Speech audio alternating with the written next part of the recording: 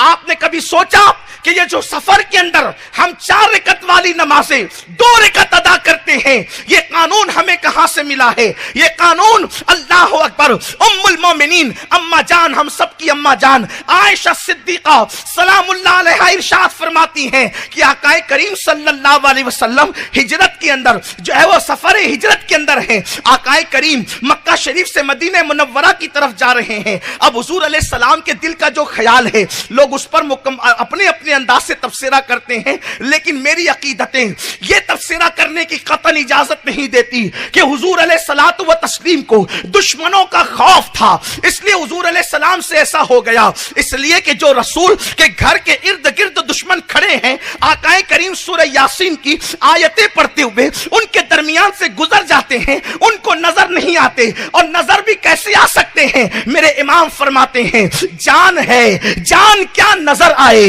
جان ہے، جان کیا نظر آئے، کیوں عدو گردے غار پھرتے ہیں؟ حضور علیہ السلام ان کو نظر کیسے آ سکتے ہیں؟ اس لیے کہ جان بھی کبھی نظر آتی ہے، قربان جائیں حضور ان کے درمیان سے نکلے لیکن ان کو نظر نہیں آئے۔ اللہ اکبر، لوگ کہتے ہیں دشمنوں کا غلبہ تھا اور دشمنوں کی فکر تھی اور دشمنوں کا خیال تھا۔ حیرت کی بات ہے مجھے کہ جو لوگ نبی کا خیال نماز میں آنے کو جو ہے وہ اس پر قد و گن لگانے کی کوشش کرتے ہیں، وہ کہتے ہیں کہ نبی دشمن کے خوف کی وجہ سے 4 رکعت والی 2 رکعت پڑھ گئے۔ ارے نادان، جب نبی کا خیال نماز میں آ جائے تو نماز پر سوالیہ نشان کھڑا کرتا ہے، نبی کی نماز میں دشمن کا خیال آ جائے اور تو اس کے متعلق کیسی باتیں کر رہا ہے؟ اللہ اکبر۔ تو لوگ اپنے اپنے انداز سے تفسیرہ کرتے ہیں۔ بہرحال ام المومنین نے فرمایا کہ حضور سفر ہجرت میں ہیں، 4 رکعت والی نماز حضور نے 2 پڑھی۔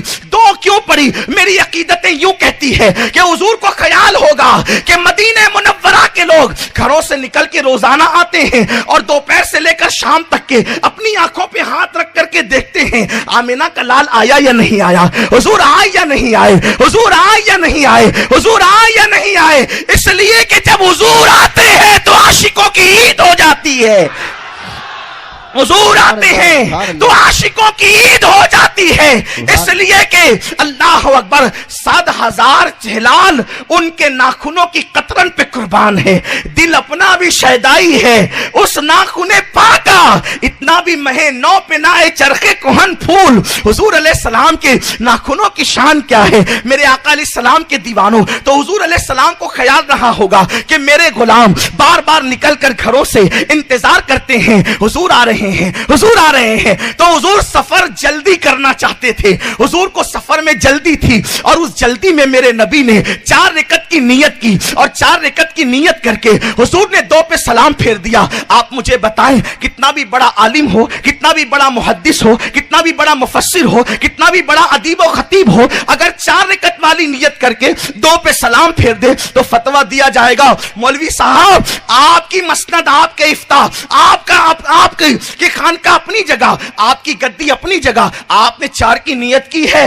آپ نے 2 پہ سلام پھیرا ہے، اٹھئے دوبارہ نماز ادا کیجئے، یہی تو ہوگا۔ لیکن قربان جائیں میرے نبی نے 4 کی نیت کر کے اجلت میں 2 پر سلام پھیر دیا۔ قربان جائیں قدرت نے قانون بنا دیا، حبیب تو نے 4 کی نیت کر کے 2 پہ سلام پھیرا، اب یہ نہیں کہا جائے گا کہ 4 پڑھیے، بلکہ قربان جائیں ہمیں تو تیری ادا پیاری ہے، وہ بے نیاز کو 2 اور 4 کیا، ہمیں تو تیری ادا پیاری ہے، تیری سیرت تیری صورت زمانے سے نرالی ہے، تیری ہر ادا پیارے دلیل بے مثالی ہے۔ اللہ کے حبیب نے اجلت میں 2 پہ سلام پھیرا، قیامت تک کے مسافروں کے لیے قانون بن گیا، اب جو بھی سفر کرے گا 4 والی 2 ہی ادا کرے گا۔ سبحان اللہ، سبحان اللہ، نعرہ تکبیر، جو بھی سفر کرے گا چاہے اس کو اجلت ہو یا نہ ہو، چاہے اس کو جلدی ہو یا نہ ہو،